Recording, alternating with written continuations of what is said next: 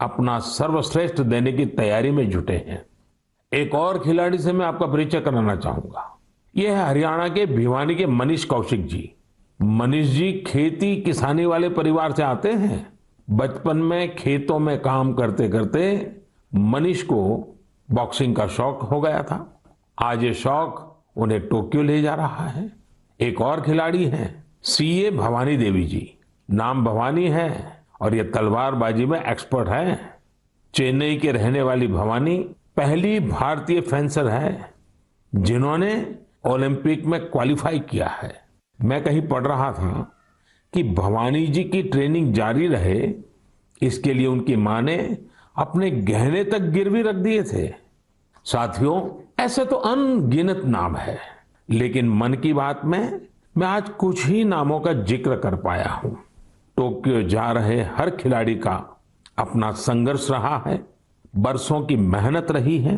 वो सिर्फ अपने लिए ही नहीं जा रहे बल्कि देश के लिए जा रहे हैं। इन खिलाड़ियों को भारत का गौरव भी बढ़ाना है और लोगों का दिल भी जीतना है। और इसलिए मेरे देशवासियों में आपको भी एक सलाह देना चाहता हूं। हमें जाने अनजाने में भी हमारे इन खिलाड़ियों पर दबाव नहीं बनाना है, बल्कि खुले मन से इनका साथ देना है। हर खिलाड़ी का उत्साह बढ़ाना है। सोशल मीडिया पर आप हैशटैग चीयर फॉर इंडिया के साथ अपने इन खिलाड़ियों को शुभकामनाएं दे सकते हैं। आप कुछ और भी इनोवेटिव करना चाहें तो वो भी जरूर करें। अगर आपको कोई ऐसा आइडिया आता है जो हमारे खिलाड़ियों के लिए देश को मिलकर करना चाहिए तो वो आप मुझे जरूर भेजिएगा। हम सब मिलकर टोक्यो जाने वाले अपने खिलाड़ियों को सपोर्ट करेंगे। Cheer for India, cheer for India, cheer for India. मेरे प्यारे देशवासियों, कोरोना के खिलाफ हम देशवासियों की लड़ाई जारी है, लेकिन इस लड़ाई में हम सब साथ मिलकर कई असाधारण मुकाम भी हासिल कर रहे हैं। अभी कुछ दिन पहले ही हमारे देश ने एक अभूतपूर्व काम किया है। 21 जून को वैक्सीन अभियान के अगले चरण की शुरुआत हुई और उसी दिन देश ने 86 लाख से ज्यादा लोगों को मुफ्त वैक्सीन लगाने का रिकॉर्ड भी बना दिया, और वो भी एक दिन में। इतनी बड़ी संख्या में भारत सरकार की तरफ से मुफ्त वैक्सीनेशन, और वो भी एक दिन में, स्वाभाविक है इसकी चर्चा भी खूब हुई है। साथियों, एक साल पहले सबके सामने सवाल था कि वैक्सीन कब आएगी।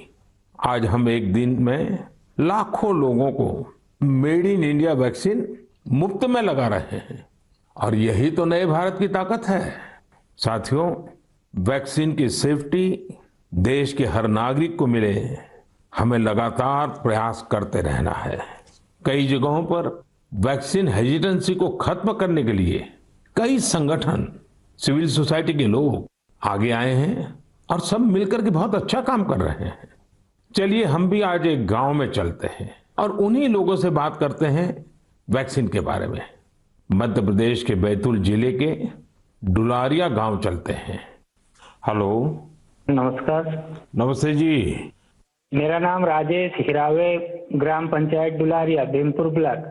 राजेश जी, मैंने फोन इसलिए किया कि मैं जानना चाहता था कि अभी आपके गांव में अब कोरोना की क्या स्थिति है। सर, यहाँ पे कोरोना की स्थिति तो अभी ऐसा कुछ नहीं है यहाँ। अभी लोग बीमार नहीं है जी। गांव की जनसंख्या कितनी है, कितने लोग हैं गांव में? गांव में 462 पुरुष है और 332 महिलाएं। अच्छा राजेश जी, आपने वैक्सीन ले ली क्या? नहीं सर, अभी नहीं लिया। अरे क्यों नहीं लिया? सर जी, यहाँ पे कुछ लोगों ने कुछ व्हाट्सएपों पे ऐसा भ्रम डाल दिया गया कि उससे लोग भ्रमित हो गए सर जी। तो क्या आपके मन में भी डर है? जी, सब पूरे गांव में ऐसा भ्रम फैला दिया था सर। अरे रे रे, ये क्या बात की आपने। देखिए राजेश जी, मेरा आपको भी और मेरे सभी गांव के भाई बहनों को यही कहना है कि डर है तो निकाल दीजिए जी। हमारे पूरे देश में 31 करोड़ से भी ज्यादा लोगों ने वैक्सीन का टीका लगवा लिया है। जी आपको पता है ना, मैंने खुद ने भी दोनों डोज लगवा लिए हैं। जी सर। अरे मेरी माँ तो करीब करीब 100 साल की है, उन्होंने भी दोनों डोज लगवा लिए हैं। कभी कभी किसी को इससे बुखार वगैरह आता है, पर वो बहुत मामूली होता है, कुछ घंटों के लिए ही होता है। देखिए, वैक्सीन नहीं लेना बहुत खतरनाक हो सकता है।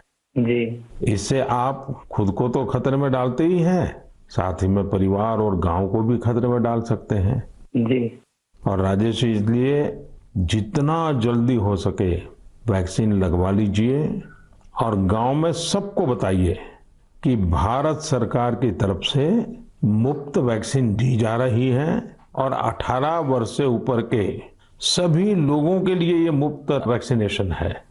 जी जी तो ये आप भी गांव में लोगों को बताइए, और गांव में ये डर का तो माहौल का कोई कारण ही नहीं है। कारण यही सर, कुछ लोगों ने ऐसी गलत अफवाह फैला दी जिससे लोग बहुत ही भयभीत हो गए। उसका उदाहरण देते, जैसा उस वैक्सीन को लगाने से बुखार आना, बुखार से और बीमारी फैल जाना, मतलब आदमी की मौत हो जाना, यहाँ तक के वो अफवाह फैला। हो देखिए, आज तो इतने रेडियो, इतने टीवी, इतनी सारी खबरें मिलती हैं और इसलिए लोगों को समझाना बहुत सरल हो जाता है। और देखिए, मैं आपको बताऊं, भारत के अनेक गांव ऐसे हैं जहां सभी लोग वैक्सीन लगवा चुके हैं, यानी गांव के 100% लोग। जैसे मैं आपको एक उदाहरण देता हूं, जी कश्मीर में बांदीपुरा जिला है। इस बांदीपुरा जिले में एक व्यवन गांव के लोगों ने मिलकर 100% वैक्सीन का लक्ष्य बनाया और उसे पूरा भी कर दिया। आज कश्मीर के इस गांव के 18 साल से ऊपर के सभी लोग टीका लगवा चुके हैं। नागालैंड के भी 3 गांवों के बारे में मुझे पता चला कि वहां भी सभी लोगों ने 100% टीका लगवा लिया है। जी जी राजेश जी, आपको भी अपने गांव, अपने आसपास के गांव में ये बात पहुंचानी चाहिए। और आप भी जैसे कहते हैं भ्रम है, बस ये भ्रम ही है। जी जी तो भ्रम का जवाब यही है कि आपको खुद को टीका लिखा करके समझाना पड़ेगा सबको। करेंगे ना आप? जी सर। पक्का करेंगे? जी सर, जी सर, आपसे बात करने से मुझे ऐसा लगा कि मैं खुद भी टीका लगाऊंगा और लोगों को इसके बारे में आगे बढ़ाऊंगा। अच्छा, गांव में और भी कोई है जिनसे मैं बात कर सकता हूँ?